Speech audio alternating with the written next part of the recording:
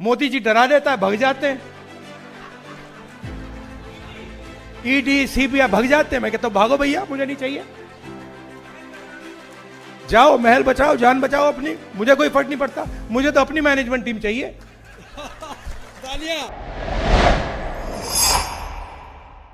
ਰਾਹੁਲ ਗਾਂਧੀ ਦਾ ਇਹ ਬਿਆਨ ਕਾਫੀ ਪੁਰਾਣਾ ਹੈ, ਪਰ ਇਹ ਬਿਆਨ ਇੱਕ ਵਾਰ ਫਿਰ ਤੋਂ ਚਰਚਾਵਾਂ ਦੇ ਵਿੱਚ ਆ ਗਿਆ ਤੇ ਚਰਚਾ ਹੋਣੀ ਲਾਜ਼ਮੀ ਵੀ ਹੈ, ਕਿਉਂਕਿ ਚਰਚਾ ਇਸ ਕਰਕੇ ਲਾਜ਼ਮੀ ਹੈ ਕਿ 3 ਸੂਬਿਆਂ ਦੇ ਵਿੱਚ ਰਾਜ ਸਭਾ ਚੋਣ 'ਚ ਜੋ ਕਾਂਗਰਸ ਦੀ ਹਾਲਤ ਹੋਈ, ਉਸਨੇ ਸਾਫ਼ ਤੌਰ ਤੇ ਜ਼ਾਹਿਰ ਕਰਤਾ ਕਿ ਕਾਂਗਰਸ ਕੰਪਰੋਮਾਈਜ਼ਡ ਹੈ, ਕਾਂਗਰਸ ਦੇ ਲੀਡਰ ਕੰਪਰੋਮਾਈਜ਼ਡ ਨੇ, ਜਾਂ ਕਾਂਗਰਸ ਹੁਣ ਉਹ ਕਾਂਗਰਸ ਨਹੀਂ ਰਹੀ। ਉਹਦੇ ਪਿੱਛੇ ਦੀ ਵਜ੍ਹਾ ਕੀ ਹੈ?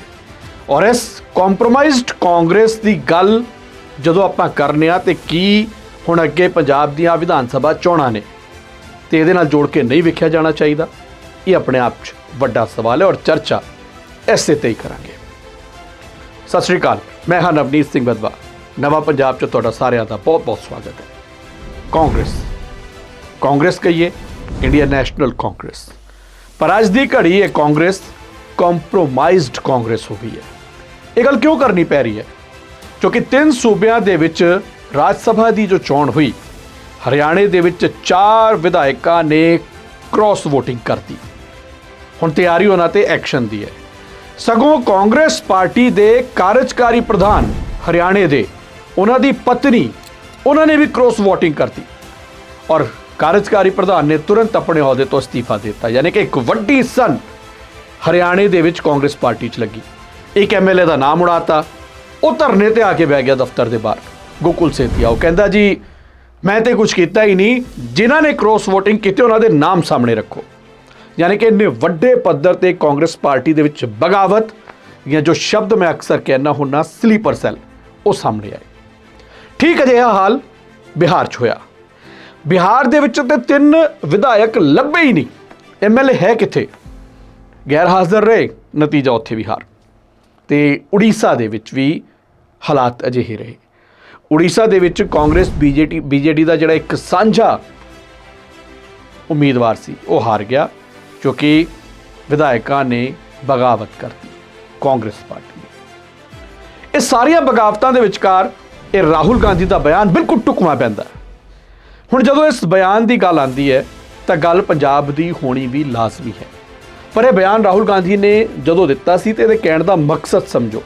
ਪਹਿਲਾਂ ਤੁਸੀਂ ਛੋਟਾ ਜਿਹਾ ਬਿਆਨ ਸੁਣਿਆ ਨਾ, ਮੈਂ ਇੱਕ ਵਾਰੀ ਬੇਨਤੀ ਕਰੂੰਗਾ ਕਿ ਇਹ ਪੂਰਾ ਬਿਆਨ ਸੁਣੋ, ਫਿਰ ਪੰਜਾਬ ਦੇ ਲਿਹਾਜ਼ ਨਾਲ ਵੀ ਇਹਦੇ ਤੇ ਚਰਚਾ ਕਰਨੀ ਜ਼ਰੂਰੀ ਹੈ ਕਿ 3 ਸੂਬਿਆਂ ਤੋਂ ਪੰਜਾਬ ਨੇ ਸਬਕ ਲਿਆ, ਕਾਂਗਰਸ ਪਾਰਟੀ ਨੇ ਪੰਜਾਬ ਲਈ ਸਬਕ ਲਿਆ। ਔਰ ਇਹ ਗੱਲ ਅੱਜ ਕਿਉਂ ਕਰਨੀ ਪੈ ਰਹੀ ਹੈ? ਕਿਉਂਕਿ ਜੋ ਸਵਾਲ ਇਹ ਵਾਲੇ ਉੱਠੇ ਹੈ ਨਾ, ਇਹਨਾਂ ਨੇ ਬਹੁਤ ਹੱਦ ਤੱਕ ਪਿਕਚਰ ਕਲੀਅਰ ਕਰ ਦਿੱਤੀ ਹੈ ਪੰਜਾਬ ਕਾਂਗਰਸ ਦੀ ਵੀ। ਇਹ ਮੈਂ ਨਹੀਂ ਕਹਿ ਰਿਹਾ, ਪਰ ਉਸ ਤੋਂ ਪਹਿਲਾਂ ਇਹਦੇ ਤੇ ਚਰਚਾ ਕਰਾਂਗੇ। ਰਾਹੁਲ ਗਾਂਧੀ ਦਾ ਇਹ ਪੂਰਾ ਬਿਆਨ ਸੁਣੋ, ਜਿਹੜਾ ਕੁਝ ਦਿਨ ਪਹਿਲਾਂ ਜਾਂ ਥੋੜੇ ਸਮਾਂ ਪਹਿਲਾਂ ਇਹਨਾਂ ਨੇ sleeper cells, ED, CBI, Modi ਤੇ ਕਿਹੜਿਆਂ ਨੂੰ ਕਿਹਾ ਸੀ ਕਿ ਮੈਂ ਤਾਂ कहता हूं अगर दबाव डालते हैं तो भाग जाओ। राहुल गांधी का बयान सुनो। एक पत्रकार आया, न्यूयॉर्क टाइम्स का पत्रकार था, वहां पर लड़ाई चल रही थी, वो जंगल में बैठे थे, तो न्यूयॉर्क टाइम्स का पत्रकार गया, बैठ गया उनके साथ, कहता है भैया मैं आपका इंटरव्यू लूंगा। फिदेल कास्ट्रो ने कहा लीजिए। शुरू हो गया। कहता है फिदेल कास्ट्रो जी एक बात बताइए, आपकी जो मैनेजमेंट टीम है इसको आप ट्रेन कैसे करते हो? इनको आप मैनेजमेंट कैसे सिखाते हो? इनको आप मतलब लड़ना कैसे सिखाते हो? रेवोल्यूशनरी थॉट कैसे सिखाते हो? फिदेल कास्ट्रो जी उसकी ओर देखा, कहता है यार तू तो बड़ा बेवकूफ आदमी है, मैं थोड़ी सिखाता हूं। तो चौंक गया, कहता है सर आप नहीं सिखाते तो कौन सिखाता है?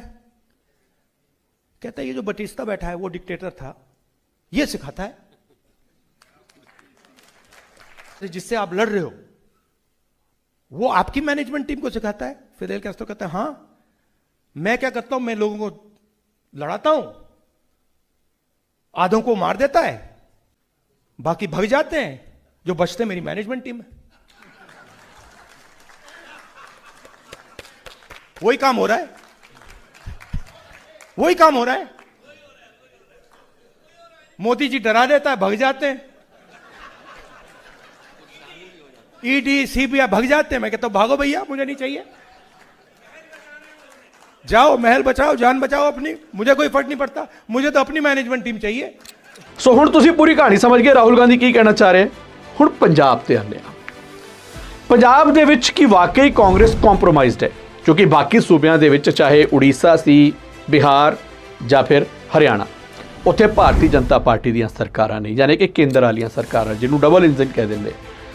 ਪਰ ਸਵਾਲ ਵੱਡਾ ਹੈ ਕਿ ਪੰਜਾਬ 'ਚ ਤੇ ਆਮ ਆਦਮੀ ਪਾਰਟੀ ਦੀ ਸਰਕਾਰ ਹੈ, ਤੇ ਕੀ ਇੱਥੇ ਡਬਲ ਕੰਪਰੋਮਾਈਜ਼ਡ ਹੈ, ਯਾਨੀ ਕਿ ਸੂਬਾ ਸਰਕਾਰ ਵੀ ਤੇ ਬੀਜੇਪੀ ਦਾ ਪ੍ਰੈਸ਼ਰ ਵੀ, ਜਿਸ ਤਰ੍ਹਾਂ ਨਾਲ ਰਾਹੁਲ ਗਾਂਧੀ ਕਹਿ ਰਹੇ ਆ। ਮੈਂ ਉਸ ਹਿਸਾਬ ਨਾਲ ਅੱਗੇ ਲੈ ਕੇ ਚੱਲ ਰਿਹਾ ਕਿ ਵਾਕਈ ਕੰਪਰੋਮਾਈਜ਼ਡ ਹੈ, ਡਬਲ ਦੋਹਰਾ ਪ੍ਰੈਸ਼ਰ ਹੈ, ਮੈਂ ਦੋਵੇਂ ਪਾਸੇ।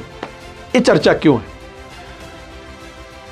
ਪਿਛਲੇ ਲੰਬੇ ਸਮੇਂ ਤੋਂ ਪੰਜਾਬ ਕਾਂਗਰਸ ਦੇ ਵਿੱਚ ਜੋ ਕੁਝ ਚੱਲ ਰਿਹਾ, ਮੈਂ ਲਗਾਤਾਰ ਉਸ ਦੀ ਚਰਚਾ ਵੀ ਕਰ ਰਿਹਾ, ਔਰ ਹੁਣ ਇਹ ਚਰਚਾ ਹੋਰ ਤੇਜ਼ ਹੋ ਗਈ। ਉਹਦਾ ਰੀਜ਼ਨ ਕੀ ਹੈ ਕਿ ਸੁਨੀਲ ਜਾਖੜ ਨਾ ਪਿਛਲੇ ਕਈ ਦਿਨਾਂ ਤੋਂ ਲਗਾਤਾਰ ਚੁੰਡੀ ਵੱਢ ਰਿਹਾ ਹੈ, ਔਰ ਚੁੰਡੀ ਵੱਢ ਵੀ ਪੰਜਾਬ ਕਾਂਗਰਸ ਦੇ ਪ੍ਰਧਾਨ ਤੇ ਰਿਹਾ। ਮੈਂ ਖੁੱਲ੍ਹ ਕੇ ਕਹਿਣਾ, ਕਦੇ ਬੱਸਾਂ ਦੀ ਬਾਡੀਆਂ ਦਾ ਜ਼ਿਕਰ ਕਰਕੇ ਲੈਣ ਦੇਣ ਦਾ ਜ਼ਿਕਰ ਸੁਨੀਲ ਜਾਖੜ ਕਰਦੇ।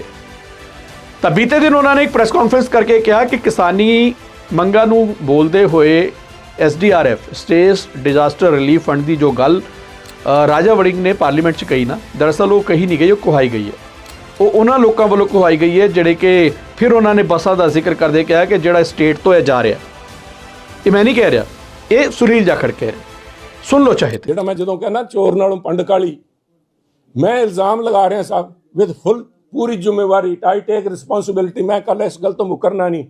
ਮੇਰਾ ਮੰਨਣਾ ਹੈ ਪੰਜਾਬ ਕਾਂਗਰਸ ਦੀ ਸੀਨੀਅਰ ਲੀਡਰਸ਼ਿਪ ਸਾਰੀ ਭਗਵੰਤ ਮਾਨ ਜੀ ਦੀ ਚਾਟ ਤੇ ਹੈ। ਇਹਨਾਂ ਨੇ ਮਹੀਨਾ ਬੰਨ ਰੱਖੇ, ਜਾਂ ਇਹਨਾਂ ਦੀ ਧੌਣ 'ਚ ਸਾਫਾ ਪਾ ਕੇ ਇਹਨਾਂ ਨੂੰ ਜਿਹੜਾ ਚੁੱਪ ਕਰਾ ਰੱਖਿਆ, ਕੋਈ ਉੱਥੇ ਨਹੀਂ ਬੋਲਦਾ ਇਹਨਾਂ ਦੇ ਵਕੀਲ ਦੇ ਤੌਰ ਤੇ। ਸੋ ਸੁਨੀਲ ਜਾਖੜ ਨੂੰ ਵੀ ਤੁਸੀਂ ਸੁਣ ਲਿਆ। ਹੁਣ ਮੈਂ ਇਹ ਗੱਲ ਨੂੰ ਹੋਰ ਅੱਗੇ ਵਧਾਉਣਾ। ਇਹ ਤੇ ਹੋ ਗਿਆ ਸੂਬੇ ਦਾ ਪ੍ਰੈਸ਼ਰ, ਜੋ ਸ਼ੰਕਾਵਾਂ ਜ਼ਾਹਰ ਹੋ ਰਹੀਆਂ, ਜੋ ਖਦਸ਼ੇ ਜ਼ਾਹਰ ਹੋ ਰਹੇ, ਪੰਜਾਬੀ ਜਿਹਨੂੰ ਕਹਿ ਦਿੰਦੇ ਆ। ਕਿਉਂ ਕੰਪਰੋਮਾਈਜ਼ਡ ਹੈ ਕਾਂਗਰਸ? ਜੋ ਇਲਜ਼ਾਮ ਸੁਨੀਲ ਜਾਖੜ ਨੇ ਲਾਏ, ਔਰ ਜੋ ਚਰਚਾਵਾਂ ਆਮ ਕਾਂਗਰਸੀ ਵੀ ਪੰਜਾਬ 'ਚ ਕਰ ਰਿਹਾ। ਇਹ ਮੈਂ ਨਹੀਂ ਕਰ ਰਿਹਾ, ਮੈਂ ਬਾਰ-ਬਾਰ ਕਹਿ ਰਿਹਾ। ਜਿਹਨੂੰ ਬੁਰੀ ਵੀ ਲੱਗੇਗੀ ਤੇ ਉਸ ਗੱਲ ਨੂੰ ਚੰਗੀ ਤਰ੍ਹਾਂ ਸਮਝਦੇ, ਕਿਉਂਕਿ ਉਹਨਾਂ ਨੂੰ ਬੁਰੀ ਲੱਗਦੀ ਵੀ ਤਾਂ ਹੈ, ਉਹਨਾਂ ਨੂੰ ਮਿਰਚ ਐਕਚੁਅਲੀ ਲੱਗਦੀਆਂ ਵੀ ਤਾਂ ਹੀ ਨੇ, ਕਿਉਂਕਿ ਉਹਨਾਂ ਨੂੰ ਪਤਾ ਹੈ ਹੁਣ ਚੋਰ ਨੂੰ ਚੋਰ ਕਹੋਗੇ ਤੇ ਉਹਨੇ ਕਹਿਣਾ ਹੀ ਹੈ, ਭਾਈ ਕਾਹਨੂੰ ਚੋਰ ਕਹਿੰਦੇ ਹੋ ਯਾਰ, ਅਸੀਂ ਤਾਂ ਸਾਥ ਬਣਨ ਦੀ ਕੋਸ਼ਿਸ਼ ਕਰਦੇ ਹਾਂ। ਐਨੀਵੇ, ਹੁਣ ਇਹ ਤੇ ਹੋ ਗਿਆ ਸਟੇਟ ਵਾਲਾ ਪ੍ਰੈਸ਼ਰ, ਤੇ ਕਿ ਸੈਂਟਰ ਤੋਂ ਵੀ ਪੰਜਾਬ ਕਾਂਗਰਸ ਦੇ ਕੋਈ ਪ੍ਰੈਸ਼ਰ ਹੈ? ਇਹ ਵੱਡਾ ਸਵਾਲ ਹੈ। ਹੁਣ ਕਾਂਗਰਸ ਪਾਰਟੀ ਨੂੰ ਇਹਦੇ ਤੇ ਵੀ ਕੰਮ ਕਰਨਾ ਪਏਗਾ, ਕਿਉਂਕਿ ਜਿਹੜੇ ਲੋਕ ਪ੍ਰਭਾਰੀ ਦੇ ਤੌਰ ਤੇ ਵੀ ਕੰਮ ਕਰਦੇ ਆ ਨਾ ਸੂਬਿਆਂ 'ਚ, ਇਹਨਾਂ ਤਿੰਨਾਂ ਸੂਬਿਆਂ 'ਚ ਕੀ ਹੋਇਆ? ਪ੍ਰਭਾਰੀਆਂ ਨੂੰ ਲੈ ਕੇ ਵੀ ਕਈ ਸਵਾਲ ਉੱਠੇ। ਸੋਰਸ ਦੱਸ ਰਹੇ ਨੇ ਕਿ ਪੰਜਾਬ ਕਾਂਗਰਸ ਦੇ ਵੀ ਇਸ ਤਰ੍ਹਾਂ ਦੇ ਮਸਲੇ ਬਹੁਤ ਗਏ ਨੇ, ਔਰ ਹਾਈ ਕਮਾਂਡ ਬਹੁਤ ਚੀਜ਼ਾਂ ਵਿਚਾਰ ਕਰ ਰਹੇ। ਹੁਣ ਇੱਕ ਟਾਈਮਲਾਈਨ ਨੂੰ ਸਮਝੋ। ਭੁਪੇਸ਼ ਬਘੇਲ ਇਸ ਵੇਲੇ ਪੰਜਾਬ ਕਾਂਗਰਸ ਦੇ ਇੰਚਾਰਜ ਨੇ। ਇਸ ਤੋਂ ਪਹਿਲਾਂ ਯਾਦਵ ਸਾਹਿਬ ਸੀਗੇ, ਜਦੋਂ ਉਹਨਾਂ ਦੀ ਦਿੱਲੀ ਦੀ ਇਲੈਕਸ਼ਨ ਆਈ ਪਿਛਲੇ ਸਾਲ 25 ਦੇ ਵਿੱਚ, ਤੇ ਉਹ ਵਾਪਸ ਚਲੇ ਗਏ। ਤੇ ਭੁਪੇਸ਼ ਬਘੇਲ ਨੂੰ ਮੈਨੂੰ ਯਾਦ ਹੈ 14 ਫਰਵਰੀ ਵੈਲੈਂਟਾਈਨ ਡੇ ਵਾਲੇ ਦਿਨ ਪੰਜਾਬ ਕਾਂਗਰਸ ਦਾ ਇੰਚਾਰਜ ਲਾਇਆ ਗਿਆ ਸੀ, 14 ਫਰਵਰੀ 2025 ਨੂੰ। ਤੇ 1 ਮਹੀਨੇ ਬਾਅਦ ਹੀ ਈਡੀ ਨੇ ਉਹਨਾਂ ਦੇ ਬੇਟੇ ਦੀਆਂ ਕੁਝ ਫਾਈਲਾਂ ਖੋਲ੍ਹ ਦਿੱਤੀਆਂ ਸੀ। ਛਾਪੇਮਾਰੀ ਉਹਨਾਂ ਦੇ ਘਰ ਹੋਈ ਮਾਰਚ 2025 ਦੇ ਵਿੱਚ। ਮੇਰੇ ਖਿਆਲ ਨਾਲ ਜੇ ਮੈਂ ਤਾਰੀਖ ਠੀਕ ਤਰੀਕੇ ਨਾਲ ਮੈਨੂੰ ਯਾਦ ਹੋਈ ਤੇ 23 ਮਾਰਚ। यानी कि जो गल राहुल गांधी कह रहे कि गल वो ठीक है कि वो ईडी का इस्तेमाल करते हैं, वो एजेंसियों का इस्तेमाल करते हैं, वो सीबीआई को इस्तेमाल करते हैं। तो फिर पंजाब 'ਚ जो हालात कांग्रेस पार्टी ਦੇ ਇਸ ਵੇਲੇ ਬਣ ਰਹੇ ਨੇ ਕਿ ਹਾਈ ਕਮਾਨ ਉਹਦੇ ਵੱਲ ਵੀ ਵੇਖ ਰਿਹਾ।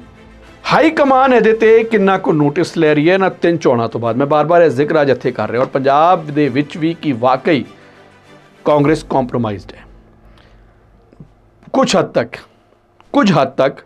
ਪੰਜਾਬ ਕਾਂਗਰਸ ਦੇ ਵੀ ਬਹੁਤ ਸਾਰੇ ਲੀਡਰ ਅਜਿਹੇ ਨੇ ਜੋ ਇਹ ਗੱਲ ਮੰਨਦੇ ਕਿ ਸਾਡੇ ਆਪ ਦੇ ਬੜੇ ਲੀਡਰ ਬਹੁਤੇ ਪਾਰਟੀਆਂ ਦੇ ਨਾਲ ਸੰਪਰਕ 'ਚ ਨੇ। ਤੁਹਾਨੂੰ ਯਾਦ ਹੋਏਗਾ ਕੁਝ ਸਮਾਂ ਪਹਿਲਾਂ ਤਾਂ ਆਪ ਪੰਜਾਬ ਕਾਂਗਰਸ ਪ੍ਰਧਾਨ ਨੇ ਵੀ ਇਸ ਤਰ੍ਹਾਂ ਦੇ ਸਟੇਟਮੈਂਟ ਦਿੱਤੇ ਸੀ ਸਲੀਪਰ ਸੈੱਲਸ ਨੂੰ ਲੈ ਕੇ। ਕਿਹਾ ਸੀ ਉਹਨਾਂ ਨੇ ਕਿ ਭਈ ਬਹੁਤ ਲੋਕ ਨੇ। ਹੁਣ ਸਵਾਲ ਵੱਡਾ ਹੈ ਕਿ ਸਲੀਪਰ ਸੈੱਲ ਤੇ ਫਿਰ ਪਾਰਟੀ ਕਾਰਵਾਈ ਕੀ ਕਰ ਰਹੀ ਹੈ? ਕੌਣ ਹੈ ਉਹ ਸਲੀਪਰ ਸੈੱਲ? ਕੀ ਉਹਨਾਂ ਤੇ ਕਾਰਵਾਈ ਹੋ ਰਹੀ ਹੈ? ਔਰ ਕੀ ਵਾਕਈ ਜੋ ਹਾਲਾਤ ਇਸ ਵੇਲੇ ਹੈ, ਮੈਨੂੰ ਨਹੀਂ ਲੱਗਦਾ ਜਾਂ ਜਿੰਨਾ ਮੈਂ ਸਮਝ ਪਾ ਰਿਹਾ ਕਿ ਕਾਂਗਰਸ ਪਾਰਟੀ ਪੰਜਾਬ ਨੂੰ ਲੈ ਕੇ ਅਜੇ ਵੀ ਕੋਈ ਸੰਜੀਦਾ ਹੈ। ਬਹੁਤੇ ਲੋਕ ਹੁਣ ਇੱਧਰ ਉੱਧਰ ਜਾਣ ਦੀ ਤਿਆਰੀ ਕਰ ਰਹੇ। ਉਹਦਾ ਰੀਜ਼ਨ ਵੀ ਹੈ ਇੰਨਾ ਸਮਾਂ ਸੱਤਾ ਤੋਂ ਬਾਹਰ ਰਹਿਣਾ, ਖਾਸ ਤੌਰ ਤੇ ਜਦੋਂ ਮੈਂ ਦੇਸ਼ ਦੀ ਗੱਲ ਕਰ ਰਿਹਾ। 2014 ਤੋਂ ਸਰਕਾਰ ਗਈ ਹੈ, 12 ਸਾਲ ਹੋ ਗਏ। 12 ਸਾਲ ਸੱਤਾ ਤੋਂ ਬਾਹਰ ਰਹਿਣਾ ਤੇ ਅਜੇ ਵੀ ਅੱਗੇ ਕੋਈ ਉਮੀਦ ਨਾ ਨਜ਼ਰ ਆਉਣਾ, ਇਹ ਬਹੁਤ ਵੱਡਾ ਕਾਰਨ ਹੁੰਦਾ ਬਗਾਵਤ ਦਾ ਜਾਂ ਦੂਜੇ ਖੇਮੇ 'ਚ ਜਾਣ ਦਾ ਜਾਂ ਸਲੀਪਰ ਸੈੱਲ ਬਣਨ ਦਾ। ਹੁਣ ਪੰਜਾਬ ਦੇ ਵਿੱਚ 5 ਸਾਲ ਪਿੱਛੇ ਸੱਤਾ ਤੋਂ ਬਾਅਦ ਆਮ ਆਦਮੀ ਪਾਰਟੀ ਆ ਗਈ, ਬਹੁਤਿਆਂ ਦੀਆਂ ਫਾਈਲਾਂ ਖੁੱਲੀਆਂ, ਬਹੁਤੇ ਰਡਾਰ ਤੇ ਆਏ ਵਿਜੀਲੈਂਸ ਦੀ, ਔਰ ਬਹੁਤੇ ਲੀਡਰ ਜਿਹੜੇ ਨੇ ਇਸੇ ਕਰਕੇ ਜੋ ਕਿਹਾ ਜਾਂਦਾ ਕਿ ਬੀਜੇਪੀ ਚਲੇ ਗਏ, ਫਿਰ ਕੁਝ ਵਾਪਸ ਵੀ ਆ ਗਏ। ਪਰ ਸਵਾਲ ਵੱਡਾ ਹੈ ਕਿ ਪ੍ਰੈਸ਼ਰ ਡਬਲ ਹੈ। ਮੈਂ ਬਾਰ-ਬਾਰ ਕਿਉਂ ਇਹ ਤੁਹਾਡੇ ਸਾਹਮਣੇ ਜ਼ਿਕਰ ਜਾਂ ਇਸ਼ਾਰਾ ਕਰ ਰਿਹਾ ਕਿ ਇੱਥੇ ਤੇ ਫਿਰ ਮੈਨੂੰ ਲੱਗਦਾ ਹੈ ਕਿ ਕਾਂਗਰਸ ਸ਼ਾਇਦ ਸਭ ਤੋਂ ਜ਼ਿਆਦਾ ਕੰਪਰੋਮਾਈਜ਼ਡ ਹੈ। ਹੁਣ ਹਾਈ ਕਮਾਨ ਇਸ ਕੰਪਰੋਮਾਈਜ਼ ਕ੍ਰਾਈਟੇਰੀਆ ਨੂੰ ਕਿਵੇਂ ਵੇਖਦੀ ਹੈ?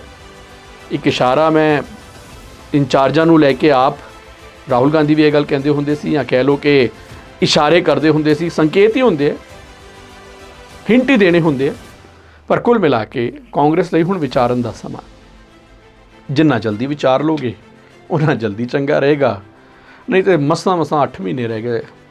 8 ਮਹੀਨਿਆਂ 'ਚ ਕੌਣ ਕਿੰਨਾ ਕੰਪਰੋਮਾਈਜ਼ ਹੈ, ਉਹ ਪਰਤਾਂ ਹੌਲੀ ਹੌਲੀ ਖੁੱਲ ਰਹੀਆਂ। ਪਰਤਾਂ ਹੀ ਨਾ ਖੋਲੀ ਜਾਓ, ਕੁਝ ਕਰੋ ਵੀ। ਇਜਾਜ਼ਤ ਦਿਓ, ਸਤਿ ਸ਼੍ਰੀ ਅਕਾਲ।